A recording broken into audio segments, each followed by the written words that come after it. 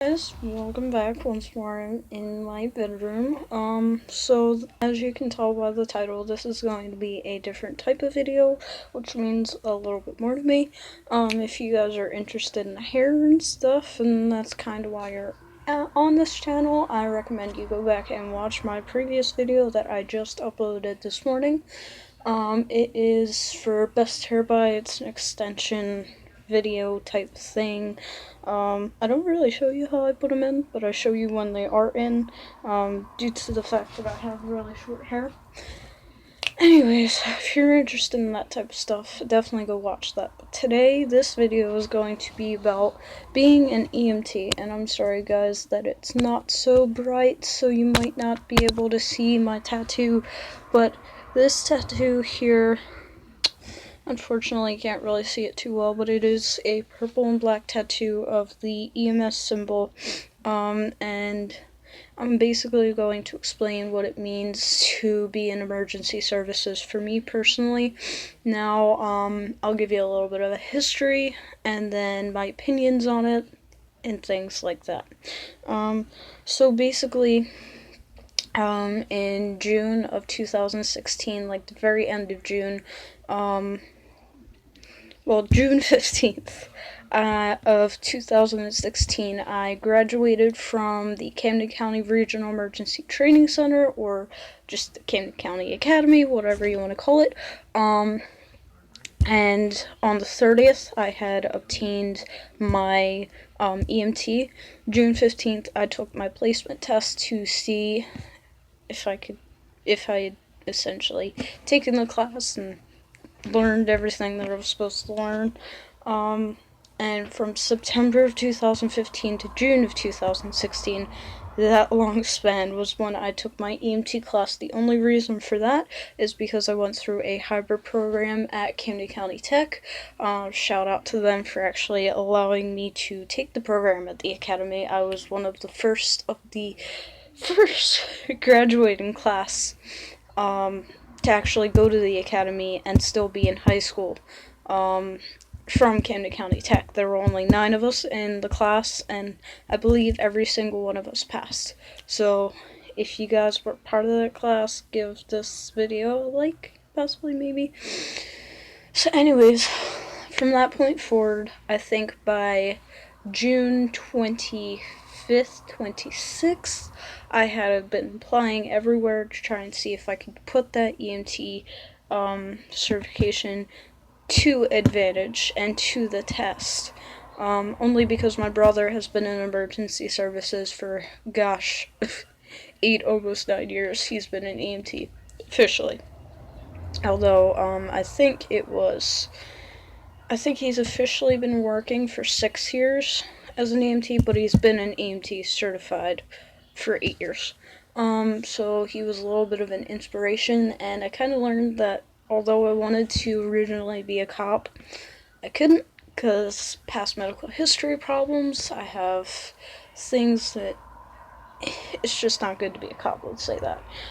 So the chief of Waterford Township EMS personally reached out to me via email, gave me an interview, and although I did not have any experience and I was fresh out of EMT school, she said she would give me a volunteer job. So if you live in New Jersey, South Central Jersey, it might be interesting if you're fresh out of EMT school or you want a new job and you don't really care too much about the pay, to go for Waterford Township EMS, because they are a really great organization. It is now April of 2017. I forget the exact date. That kind of sucks, but you'll see when the video is uploaded. But it is April, and I started off volunteering, and I volunteered officially from the end of June up until January. Then my supervisor decided he wanted to make me part-time employee for transport and just pick up like random shifts and whatnot and throw me on the schedule, which I eventually led to do 2 days, and now I'm full-time. But during the time of volunteering, I had worked at Carmax, and I had come to find that I really I love the fact that I'm able to communicate with customers and whatnot and speak with the public when I get out on my show, of course. But it just, sales didn't sit with me, and that's kind of why I was looking in another direction. So I worked at CarMax after Boscov's, which I worked before, but that's kind of irrelevant right now. If you want to know a little bit more about Boscov's, I mentioned it in some of my previous videos. It was a nice place. It's just I needed better pay. Anyways, so from August to December, I had worked for CarMax as a sales consultant, 100% base commission. Not always the best. But from December to up until this point, December of 2016 up until April of 2017, I have also been working for TRICARE Medical Transport. Once my supervisor heard me talk about TRICARE and how I'm learning all these things, I guess that's when he figured, why not put me on transport? Because if I'm already doing transport over there, why not do it now? And I'm saying this only because if somebody from TRICARE were to see this, I don't really officially work for them anymore, because as of 2 Saturdays from today, I'm no longer going to be employed there. I'm quitting. I like that job, but there are some things I just really could not stand about that. But I'm only taking up these next 2 Saturdays, one, because they can't really find anybody, although they have 1,000 employees, I'm sure they could, and number two, because my buddy Jose works there, and I learned a lot from him, and like I said, he's my buddy. He's like a bro, like an older bro who could be an uncle or something. So anyways, so for the span of January up until now, January of 2017 up until April, I've been working for both TRICARE and Waterford. Although Waterford, I do 911 sometimes. I'm trying to pick up more shifts, and it's complicated. I don't really want to talk about it. Relationship, whatever's going on right now. The dude, let's just say, my FTO, over at Waterford is trying to get me to pick up more shifts there and whatnot. Work on that later. For 911, I've been doing transport. Now, I love transport more than emergency because I like to establish long-term relationships. That is my most favorite part about EMS, because there aren't very many parts to like, and it's a very hard business to actually be in. I just want to forewarn you, if you just graduated from EMT school, or if you're looking to get into the medical field or anything like that, it is a very hard field, even for just basic non-emergent transport. Because you see people day to day, and you think, man, I'm sorry, I got a text. And you think, man, wow, this is going to be a significant part of somebody's life. And you go about your day-to-day business, and you start to think it's not really so much a job or a career anymore. It's almost like a lifestyle. And you have to have the heart to do it, because it's got to be something you want to do, because you're seeing people in pain, you're seeing people who aren't able to help themselves, people you have to assist, people who are really angry and very depressed, and you have to calm them down and talk to them, because some people in this business just aren't all that great. Sorry for my colleagues, they're just not cooperating today, but it's a lifestyle, and you gotta be willing to actually proceed forward for it. So that is my background. So now let me talk a little bit about emergency services. Number one, like I just said, you're seeing all these different types of people, all different types of varieties. Not everybody's going to want to talk to you, but you need to talk to them. You need to figure out their history and whatnot, any meds they're taking, just to get an understanding of what to look out for, and how to help them and assist them best, because you may be taught one thing in EMT school or medical school that may work 50 to 70% of the time, but you might find another way to help somebody out and do it the way that it's done for them every single time that you weren't taught before and you have to learn it. Like, I have a patient, well, I'm not going to talk about his history, but he's pretty cool. I talk to him all the time. We do one thing that you're not taught to do really in EMT school, and it works for him every single time because that's just the way, it's the most comfortable way for him, and it's most comfortable for us because he is a bariatric patient. Now, if you don't know what bariatric means, it's big. Just think of it like that. So, and he's one of the patients who I see on a regular basis because it's non-emergent transport and he goes to certain doctor's appointments all the time. So, we're the only company he really likes because there are other crappy companies out there.